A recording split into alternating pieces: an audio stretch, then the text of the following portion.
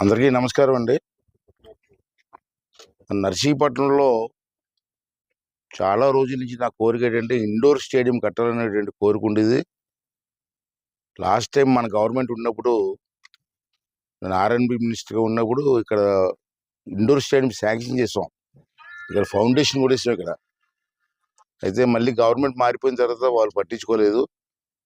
ఆ ఫండ్స్ అన్ని ల్యాప్స్ అయిపోయాయి. అప్పటి నుంచి మళ్ళీ ఇక్కడ కట్టాలని కోరుకోద్దు, కానీ మనకు అవకాశం ఈ మధ్యన వచ్చింది మనకి. నేను ఈ మధ్యన కేంద్ర ప్రభుత్వం వారు ఖేలో ఇండియా అని ఒక స్కీమ్ పెట్టారు భారతదేశం మొత్తం. ఆ స్కీమ్ ఏంటంటే మల్టీపర్పస్ స్టేడియం.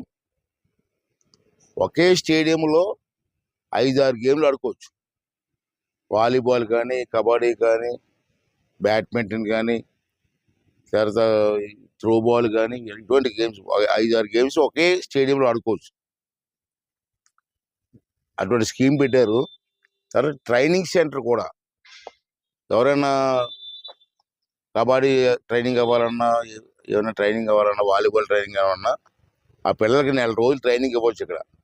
ఇక్కడే వాళ్ళకి బెడ్స్, పడుకోవడానికి భోజనాలు అన్నీ కూడా ఉంటాయి. ట్రైనింగ్ సెంటర్ కూడా, స్పోర్ట్స్ ట్రైనింగ్ సెంటర్, ఇవన్నీ కలిపి ఒక స్కీమ్ పెట్టారు. నేను మన రమేష్ గారు, ఎంపీ గారు కలిపి మనం కూర్చుని మాట్లాడుకున్నప్పుడు మా నర్సీపట్నానికి ఆ స్కీమ్ కావాలని చెప్పి నేను రిక్వెస్ట్ చేశా. చేస్తే మనకి సెంట్రల్ గవర్నమెంట్ వాళ్ళు వెంటనే డిపిఆర్ ప్లాన్ తయారు చేసి పంపిస్తే మనకి సెంట్రల్ గవర్నమెంట్ మొత్తం డబ్బు అంతా సెంట్రల్ గవర్నమెంట్, మనకి స్టేట్ గవర్నమెంట్కి అయితే సంబంధం లేదు. మొత్తం సెంట్రల్ గవర్నమెంట్ డబ్బు ఇస్తుంది. అది ఒక మంచి స్కీము. మన నర్సీపట్నానికి ఇవ్వడానికి ఒప్పుకున్నారు. అంచేత ఈ సైట్లో కట్టాలని నా కోరిక. అంచేత పక్కన కాలేజీలు, ఈ కాలేజీ, ఆ కాలేజీలు ఉన్నాయి. పిల్లలకు కూడా ట్రైనింగ్ ఇచ్చినట్టు ఉంటుంది. తర్వాత ఇతర జిల్లాల నుంచి ఎక్కడి నుంచి వచ్చినా పిల్లలకు ట్రైనింగ్ ఇచ్చుకోవచ్చు. అంటే సెంట్రల్ గవర్నమెంట్ స్కీమ్లో ఈ ప్రాజెక్ట్ కట్టాలని చెప్పి ఒక నిర్ణయం తీసుకోవడం జరిగింది. అందుకే అలా డిపిఆర్ తయారు చేయడం కోసం విశాఖపట్నం నుంచి వచ్చారు. నేను డిపిఆర్ కదంటారు,